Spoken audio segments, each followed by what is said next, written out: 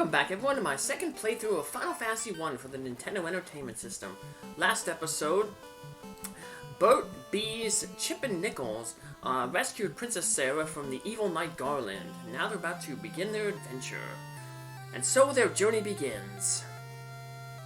What awaits the four, they do not know. Each holding an orb that 2,000 years ago shined with beauty from within, but now only darkness. Come, start your journey, return the light of peace to our world. And so rescuing the princess, the king rewards the light warriors here by building a bridge, which allows them to explore the rest of this continent. There's two places we want to explore on this continent. We were told of witch Matoya, who lives north of Coneria. So we got to go visit her, and then we were also told that there is a city to the east, Provoka, a port city. So I'm gonna check those two places out. The first one we're going to go to is Matoya's cave, which is pretty much directly north of Coneria. There's this is gonna be a part of a big long side quest that includes getting the Mystic Key.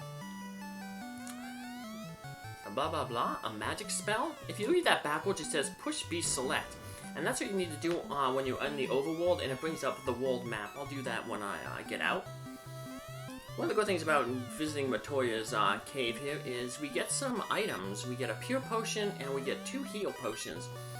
Pure potions will be very important much later on for the next big dungeon. Where's my crystal? I can't see anything without it. Who stole my crystal? The Marsh Cave. That's kind of a big jump up in difficulty in the game. A lot of the enemies there can poison you. Poison, if it isn't cured with an antidote spell or a pure spell, will drain your hit points 1 per step and makes a really annoying grating sound. So we're going to want to have to stock up on pure potions. So, and here's 2 new enemies. We got the creep there, the little bug-looking thing in the front, and then we have the ogres.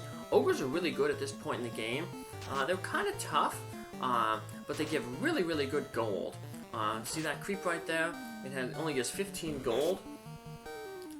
The ogre has a little less than double the creep's hit points, but as you can see, it gives more than 12 times the amount of gold. So,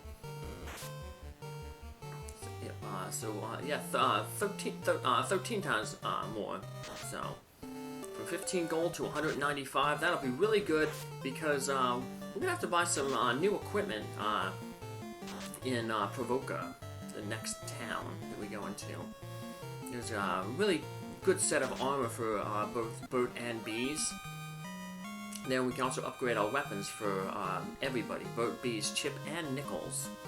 So we get another level up here.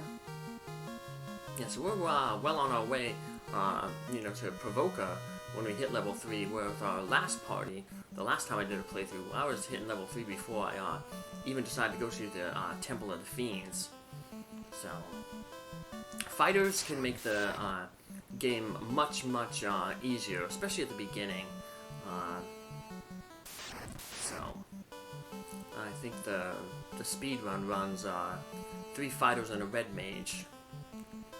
So, speed run is being where you try to defeat the game as quick as possible. So, like I said, fighters can be really overpowered there at the beginning of the game. So, and here is the town of Provoka. So here's an interesting thing. I just anywhere there's that like the brick next to the river, those tiles you won't get random encounters on. So they're safe tiles. I just want to get a little bit more money so I can afford a new weapon for Bert. This town has been invaded by pirates. So there's the weapon shop there at the bottom. Got some magic shops here, level 2 magic, but we won't be able to use any of it, so. But I'll show off the spells a little later. And here we have the weapon shop.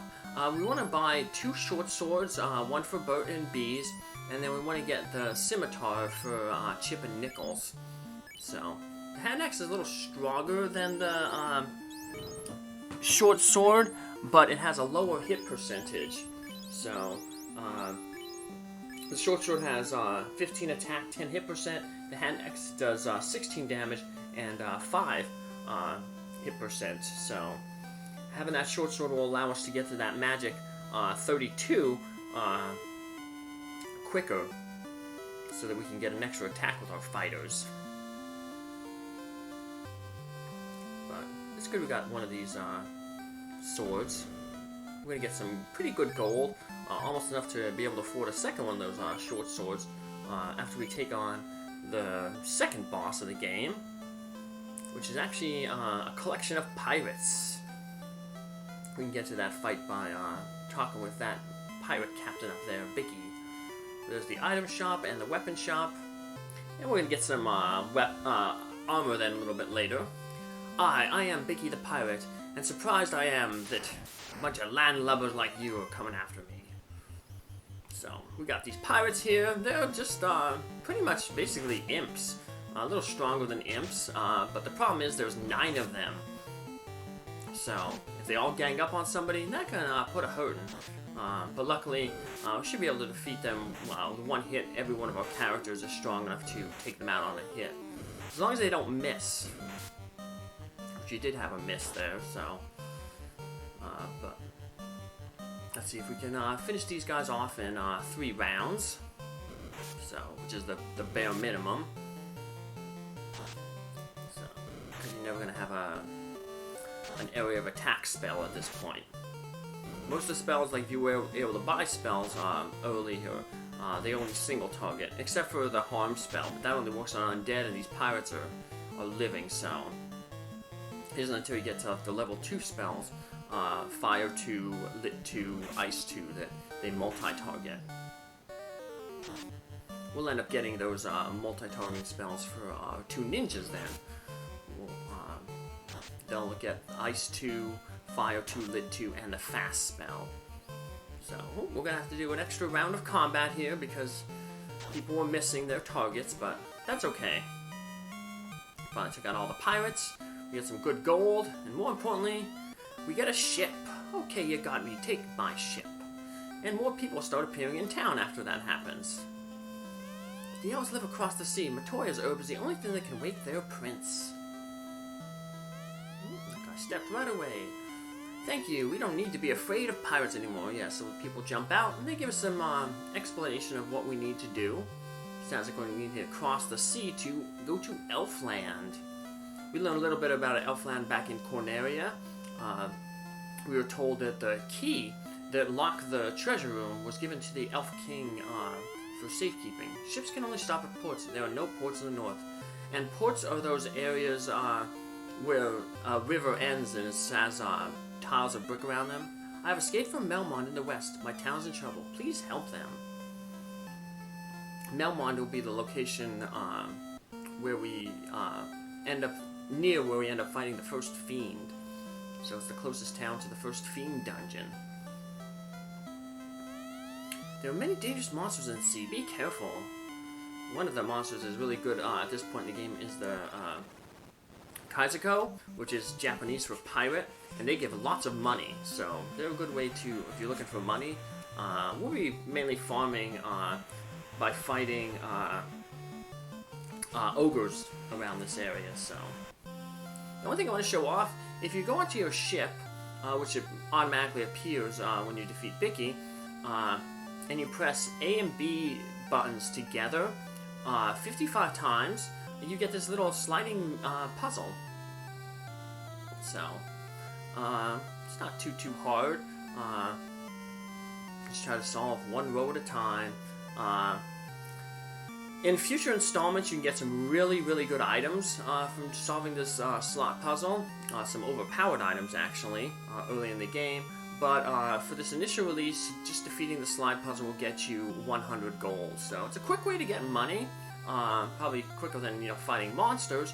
But you're not getting any experience when you do this puzzle. So it's just better to just, when you're doing your money grind, to be gaining experience at the same time. So.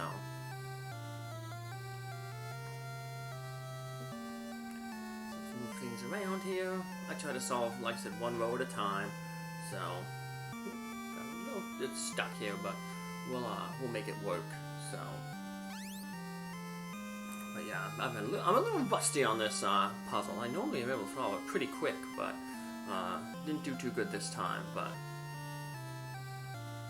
so yep, solve a row, and then you don't have to worry about it too much. So I like to try to get like a combo set in, so I can just slide things a whole bunch at a time. So.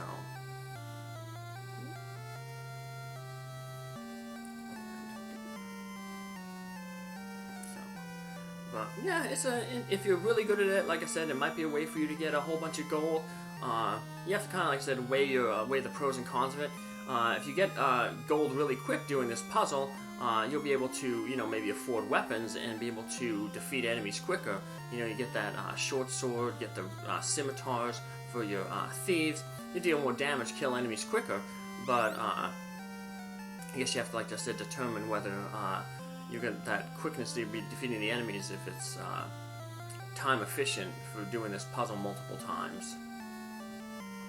So, like I said, I usually just, like to fight ogres because they give really good gold and they give some decent experience too. So, there's a field, I'll show it off in the next episode, to the east of Elfland, and there's a lot of ogres that appear there. So that's a good place to build up your cash. So Elfland has some really good stuff, really good equipment, and spells. Now the spells, of course, ain't important for this party because we won't be able to use spells until class change. But still, we want to get some of that really good equipment. There's good armor, good weapons. It's kind of, I think people think it's almost a bug.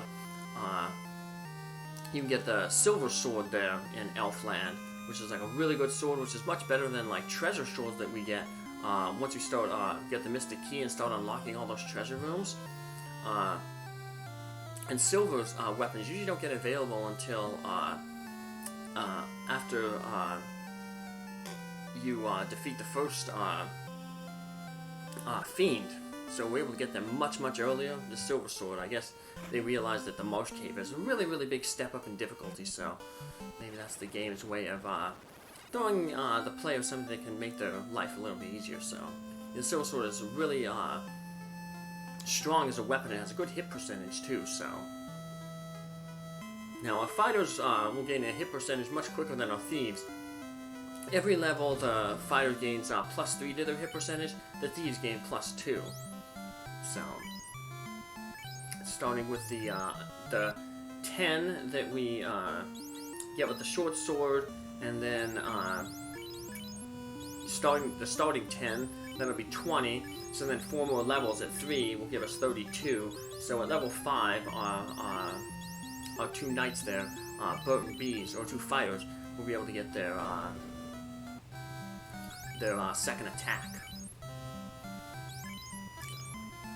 We'll just sell these rapiers. One I said buy the scimitar, so has the same hit percentage as the short sword, 10, but it does only 10 damage rather than 15. There's a stronger sword later in Elfland that we can get, but that sword doesn't have as high as a hit percentage as the scimitar. So you gotta kind of weigh something. You gotta look and say you might want to grab a weaker sword that has a higher hit percentage because it might give you that second attack. So yeah, that sword is the saber. It gives +3 attack compared to the scimitar, but loses 5 hit percentage. So if your thief has, say, like 37 hit percentage, yeah, then you want to go with the you can go with the saber because or if it has 27%, you can go with the saber because that +5 will give you the 32 that you need.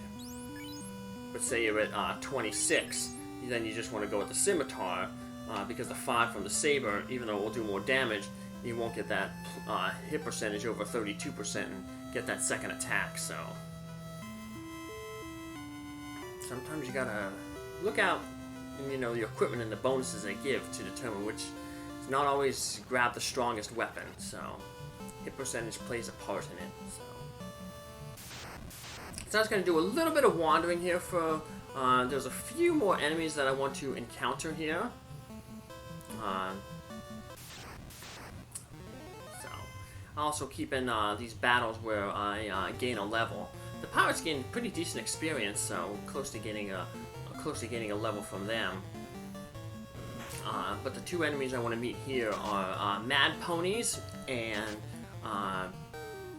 the Iguana. So this is usually the best place to find them. So there was a few other enemies that we haven't encountered on the overworld, but they're available around Elfland and also in some future dungeons. So I know I mentioned that one enemy I want to encounter, the Mad Pony.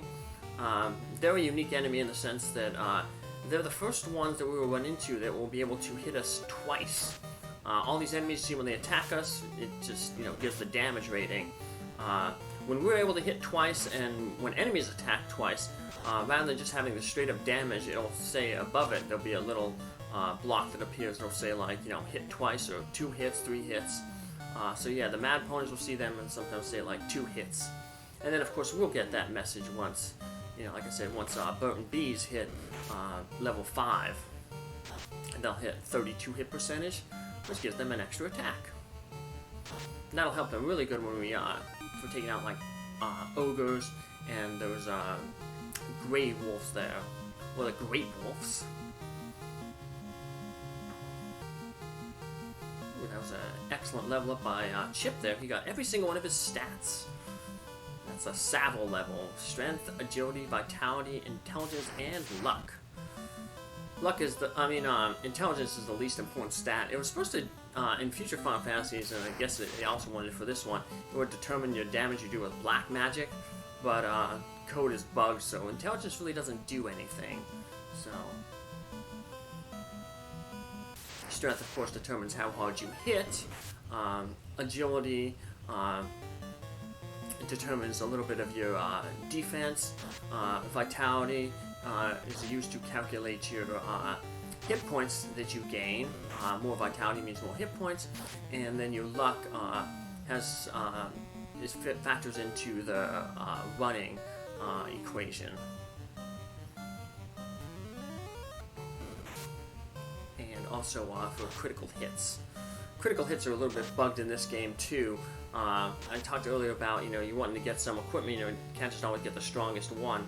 A good example of that is like when people do Solo Thief. I know some people like to torture themselves, but a Solo Thief challenge, there's the sword you want to use is the Rune Sword. There's another sword that's a little stronger than the Rune Sword, but the Rune Sword has a better critical hit rating. Certain swords are supposed to have weapons are supposed to have better crit rates than others, but the way the crit ended up being bugged was basically weapons are in a weapons table, and the further down the list a weapon is, the better the crit percentage is on it. So your best swords in the game end up having the best crit percentage as well. So they're even broken, more broken because they're powerful and they have a high crit percentage. So, well, like I said, just keep wandering around. We won't be able to get into any encounters on those bricks, so probably should have stayed off them as much as possible. But I guess we just want to get the last kind of enemy here, the Mad Pony. Wonder why the pony's mad. I know why the pony couldn't sing, because he's a little horse. There we go, there's the Mad Pony. So as you can see, it has 10 attack times 2, which means it can hit us twice, and we'll see that occasionally here. So let's be on the lookout for it. Ooh, didn't do that time there. We ain't hitting it at all, come on. Oh, luckily they didn't hit us. So our 2 thieves hit the Mad Pony, but not our fighters. That's what we wanted, because they're the ones who got the good weapon. So you see right there, 2 hits, 16 damage. So hit can be really, really bad, especially if the enemy has a status effect with the hit.